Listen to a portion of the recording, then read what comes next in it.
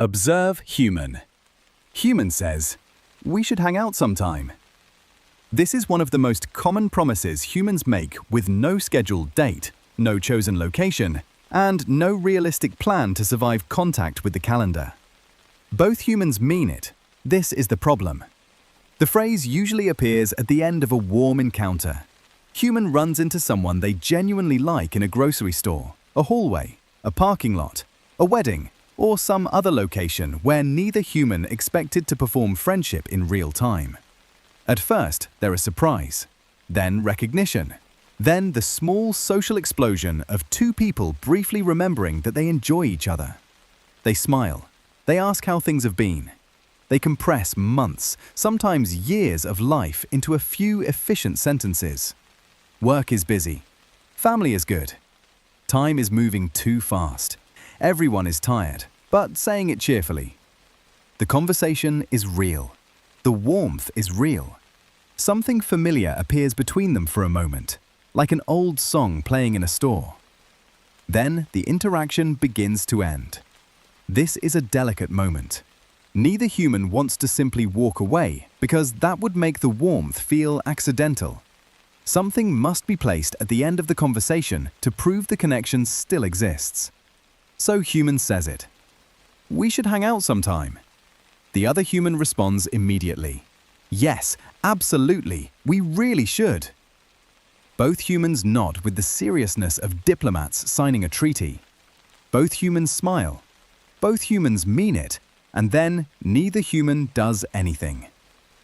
This is because "we should hang out" sounds like a plan, but it is usually not a plan. It has no date, no time, no location, no budget, no transportation strategy, no childcare solution, and no answer to the ancient question of whether this is a coffee thing, a dinner thing, or a mysterious walking thing. It is not a plan. It is a feeling wearing the costume of a plan. What human is really saying is, "I like the idea of us existing in the same place again."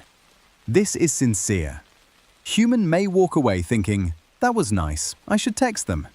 Human may even imagine the future hangout with surprising detail. A patio, a coffee shop, a relaxed dinner where no one checks the time and everyone somehow has the correct amount of energy.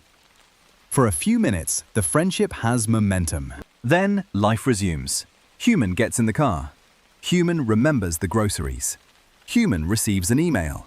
Human has to make dinner, answer a message, fold laundry, pay something, find something, charge something, and emotionally recover from existing in a world with too many passwords. The warm little plan drifts to the side. Not because human was lying, because turning affection into logistics is harder than it looks. To actually hang out, human must send a message. This should be simple, but it is not. Because the message must be casual, but clear. Enthusiastic, but not intense. Specific, but not demanding. Human opens the text thread. Coffee soon? No, too vague. Want to hang out Thursday? Too sudden. Why Thursday? What happens Thursday? Is this now an event? Miss you. We need to catch up. True, but dangerous. This could lead to a 3-hour emotional audit. Human deletes everything. Then human does the modern compromise. Human likes their Instagram story. This is now apparently friendship maintenance.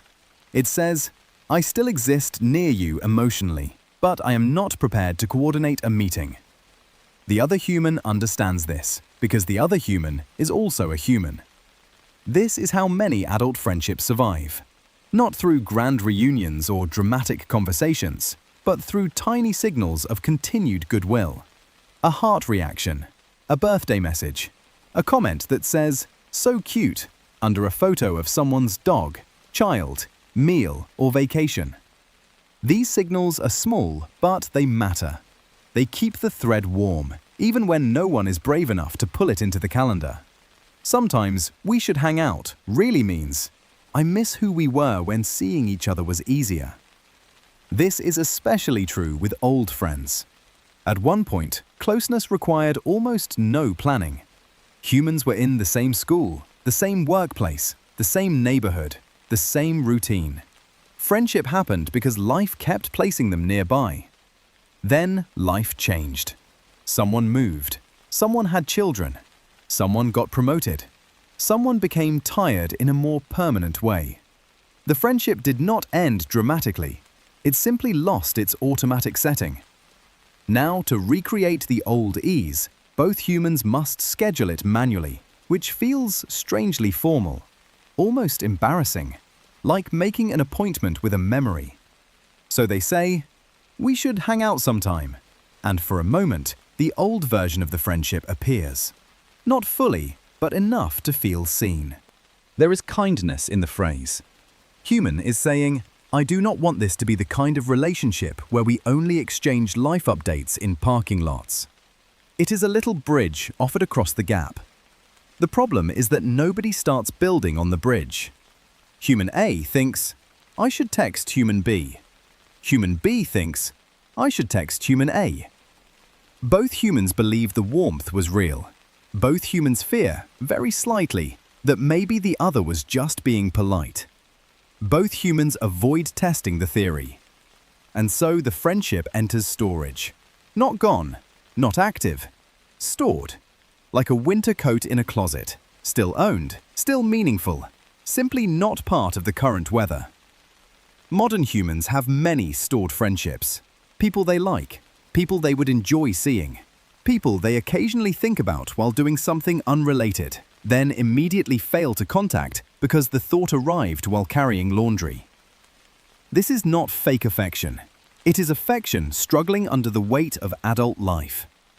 Humans have more ways to contact each other than ever, but somehow friendship has become harder to arrange. Everyone is reachable, but everyone is also tired. Everyone can send a message instantly, but the real challenge is finding a version of oneself with enough social battery to follow through. This is why sometime is such a useful word. Sometime is generous. Sometime is hopeful. Sometime contains no deadlines. Sometime lets the future remain soft and unthreatening. The moment a real date appears, the fantasy becomes a task. But without a date, it remains a pleasant possibility, floating safely beyond the calendar. Still, the phrase is not useless. Even when no hangout happens, something has been communicated. I still like you. I remember us. I would not mind if life placed us near each other again. That may sound small, but humans are held together by many small signals. A wave, a message, a shared joke, a promise neither person fully expects to schedule. Sometimes the promise is the point. Of course, eventually, one human may become brave. They may send the dangerous message. "Hey, actually, want to grab coffee next week?" Now the feeling must become real. Calendars open. Energy is negotiated. A place is chosen. The friendship is removed from storage and carried into daylight. Sometimes it works. They meet. At first, it is slightly awkward because humans often need a few minutes to remember the shape of each other. Then the old rhythm returns. The conversation widens. The years shrink. Human remembers that connection was not the hard part. Starting was. Afterward, human thinks, "We should do this more often." This may be true.